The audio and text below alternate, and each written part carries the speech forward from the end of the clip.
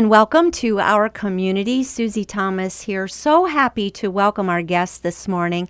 We've got Natalie McCleskey and Scott Schneiders, both from the Homeless Continuum of Care. Good morning to both of you. Good morning. Good morning. First of all, let's start with an understanding of exactly what the continuum of care is all about. Natalie, you want to talk about that? Sure, I would love to.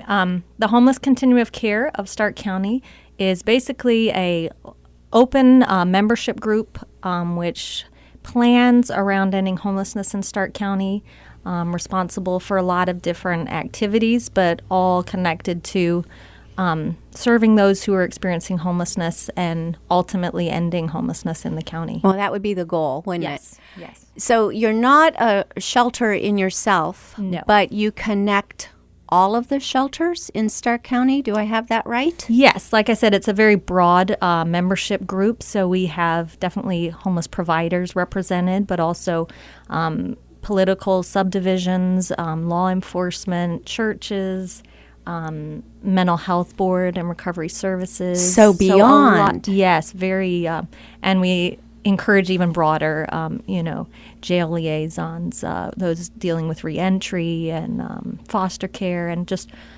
everybody who, touches on folks who may be at risk of becoming homeless or who are homeless are more than welcome and definitely encouraged to get involved. My goodness. All right. This has arms that reach Yes. out way beyond just the shelters that we know of. So anyone who has anything at all to do with addressing the issue of homelessness in Stark County or beyond?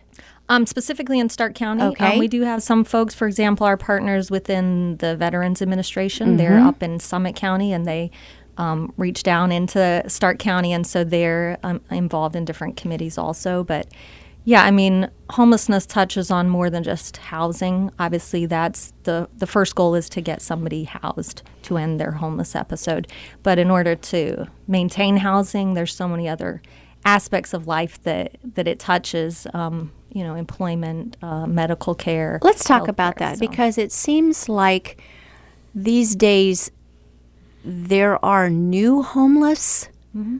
There's a new homeless population probably that have never been homeless before. How has that happened from your perspective, and what are we doing about it? What are you working to take care of and address there?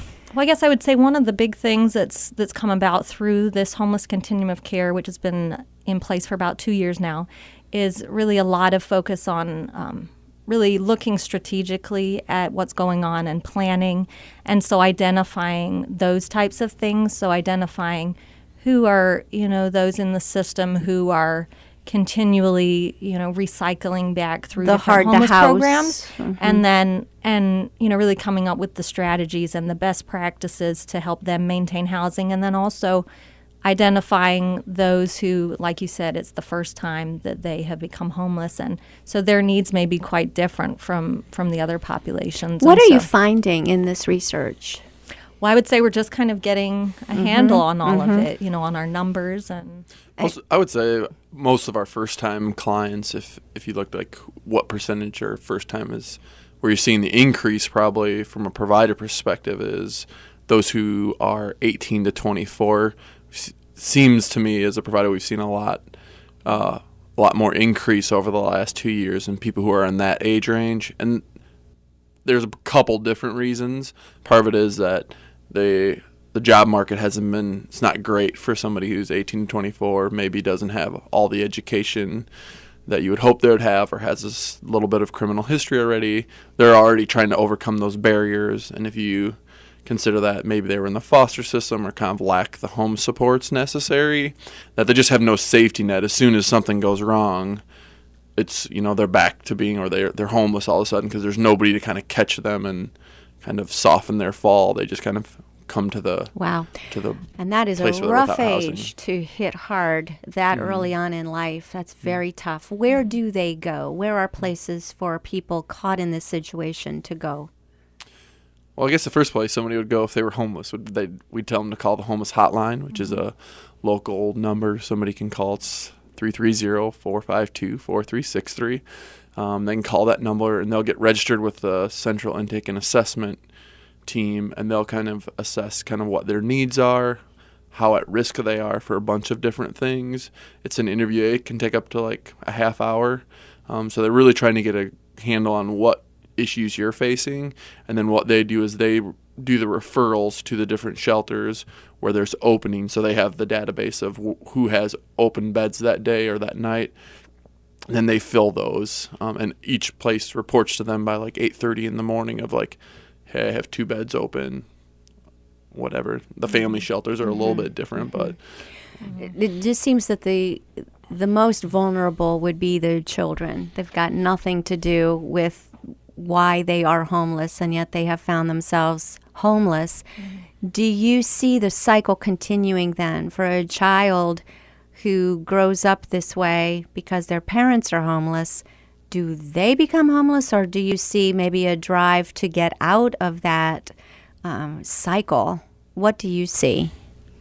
I mean, we are starting to look at the data that we have, because we are starting to track now in this long kind of assessment and interview process. They are also identifying factors like that about households to see, you know, did you ever experience homelessness as a child, or and things like that, so we can really start to get a sense of how much those factors impact whether somebody returns to homelessness. So I don't know that we can give data right now on, you know, the percentage that happens to, but you're looking at that as well. But we are looking at that, and I've heard nationally that is a factor that comes into play for a lot of folks, that they did experience homelessness as a child, and also the likelihood of somebody returning to a shelter. One of the risk factors I've heard nationally is that if they've experienced being in a shelter before, they're more likely to return. Well, it would be part of their reality. So where for so many people, that's just so far-fetched. But if that's actually a part of your reality, it's a very real possibility. And it wouldn't seem that far of a stretch that would happen again. Right. We used to think, that it was such a sad situation. It's such a sad situation, but it was usually relegated to the mentally ill or someone who just had so many things going wrong for them, or someone who was just down and out and needed a little bit of a hand. But I'm going to venture to say this is something that is growing. Is that true? Would you say we have more homeless now than we've had in the past? Yes. Well, actually, our numbers are going down. They're still, really higher than they need to be. Yes. But that's good news, isn't it? Yes. I mean, it is going down nationally. There is the federal government put out a couple years back the plan for ending homelessness nationwide. So the goals that they are expecting local communities to adopt and strive for are to end veteran homelessness by the end of this year, 2015, yes. And then to end chronic homelessness, which we can talk a little bit more about that, but to end that by the end of 2017, and then by 2020 to end family and youth homelessness. So funding for different homeless programs from the federal government is definitely tied to communities having outcomes and making progress in reaching those goals. So it's no longer sufficient to just kind of maintain or, to just allow our numbers to go up. If that's happening, we have to really be figuring out why and making plans to stop that happening. Yeah, to stop that. It's got to be an interesting job for the two of you to be working so hard to become unemployed.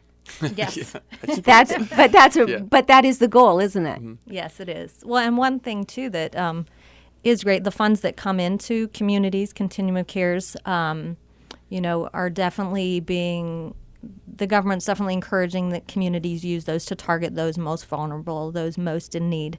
But as communities start having good outcomes in that, those funds can then be targeted to more prevention efforts. So to folks who maybe are finding somewhere to sleep, a friend's couch or something to stay on, so that they don't have to go into shelter, who currently it may feel to them there's no help for them. But if we can reduce the number of those, most in need with getting them housing, communities will be allowed to use those funds as I said, for more prevention kind of efforts. So that definitely should be the goal, I think, as far as shrinking the homeless system, but also realizing there's still going to be need. There's still going to be people who have needs, and it can just be targeted in different ways to help them. Yes. So.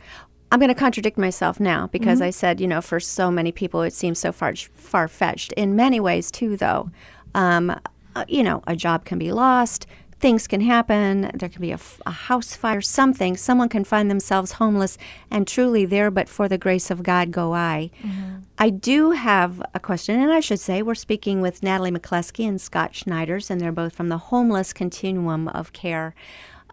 It seems odd to me that the month that they decide to count the homeless people on the streets is in what, January or February? January. The end of January. Yes. The end of January, when I would think even if you have no relative that's willing to take you in, you find somewhere to go inside. You are not going to be sleeping on a street in Northeast Ohio at the end of January. Yes. Why is that? And could we make it summer? Let me start off. That is not a local decision that we make to have it in January. Isn't it odd? That is a HUD mandated time frame. It must be done within the last 10 days of January every year. Why did they pick January? Do you know? I asked them recently at a conference I was at about why. And so part of the reasons that was explained to me was that, it's easier to count homeless folks if they're in shelters. And so they're more likely to go access a shelter when it's freezing out. And so it's easier to actually count them rather than them maybe staying in abandoned buildings or somewhere like that it's harder to actually find them and identify them. So that was one of the factors that they gave as far as why it's done at that time. And Which makes sense from our perspective. We see a increase essentially in people seeking housing starting recently as the weather turns cold. You see your rough sleepers, what I call them, people who are sleeping outside during the summer, spring, and fall. They can survive, but during the winter months they're going to seek shelter, and so what they said would be accurate from my experience. But also the challenge is that to find the people who are your rough sleepers in the end of January. I mean, they're hunkered down and they're pretty. They don't want people necessarily to know where they're at, and so it's harder to get an accurate street count because they're hidden better in some ways, I guess. Oh my! All right. So, but evidently we do get a more accurate count. They think if it's done in January because more people will head to shelters. This is what I'm hearing. that's what I was told when I asked the question. We only have about, 30, 45 seconds here before our break. Is that enough time for you to talk a little bit about chronic homelessness? And you were going to mention that. Tell us. Chronic homelessness basically is folks who are homeless who have disability, not just kind of any disability. It really needs to be a severe disability that really impedes them from maintaining housing without ongoing supports, as well as the length of time that they've been homeless is a factor too. So either they've been literally homeless, meaning on the street, in the shelter, somewhere like that for a whole year continuously, or had 4 different episodes of that kind of homeless episode over the last 3 years. So that's the factors that come into play for determining. That explains it better. Yep. All right. We're with Natalie McCleskey and Scott Schneiders, both from the Homeless Continuum of Care. We'll be back after these words. You're listening to Our Community.